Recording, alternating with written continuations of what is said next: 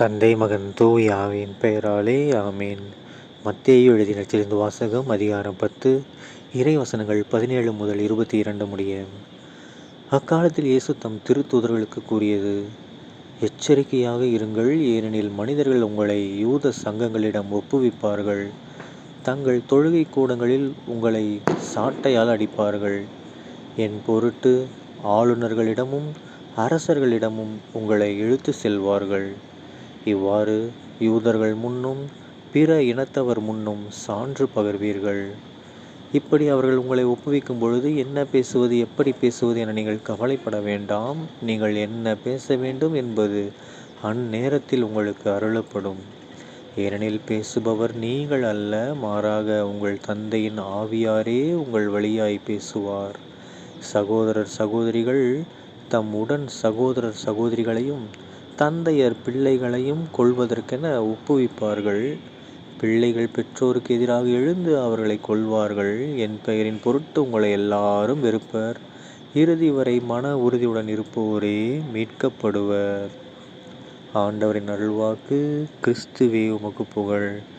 அன்பார்ந்த சகோதர சகோதரிகளே, இன்று கிறிஸ்து பிறப்பு காலத்தில் இருக்கோம். டிசம்பர் 26ஆம் தேதி 2024ஆம் வருடம் வியாழன்கிழமை.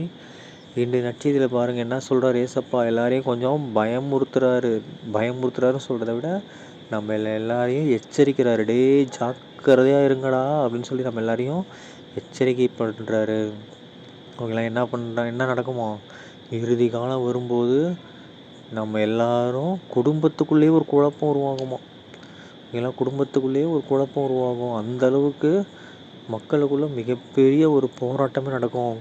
கடவுளையே நம்ம மறுதளிக்கக்கூடிய நிலைமை வந்தாலும் வரும்னு சொல்ல வராங்க. ஓகேங்களா. ஸோ நம்ம அப்படி மட்டும் நம்ம பண்ணிட்டோம்னா என்ன ஆகிடும், போய் நெருப்பில் போய் குதிக்க வேண்டியதான், நரகத்துக்கு போக வேண்டியதான். ஸோ என்ன கஷ்டம் வந்தாலும் என்ன பண்ணக்கூடாது, மன உறுதியோடு நம்ம இயேசு கிறிஸ்துவின் வழியில் நம்ம நடந்தோம்னா மட்டும்தான் விண்ணக வாழ்க்கை நமக்கு கிடைக்கும். ஓகேங்களா. அதனால் இப்போலேருந்தே உங்கள் குடும்பமாக உட்காந்து ஜெபம் பண்ணுறது, குடும்பமாகவே நல்ல காரியங்கள் பண்ணுறது பண்ணிகிட்டு இருந்தோம்னா இறுதி காலகட்டத்தில் நமக்குள்ளே குழப்பம் வராது. ஏன்னா எல்லோரும் ஒரே மனநிலையோடு இருக்கும், அதனால் குழப்பம் வராது. ஓகேங்களா. ஸோ இப்போலேருந்து எல்லோரும் என்ன பண்ணுங்கள், குடும்பமாகவே ஜெபம் பண்ணுங்கள். குடும்பமாக எதாக இருந்தாலும் யோசிங்க.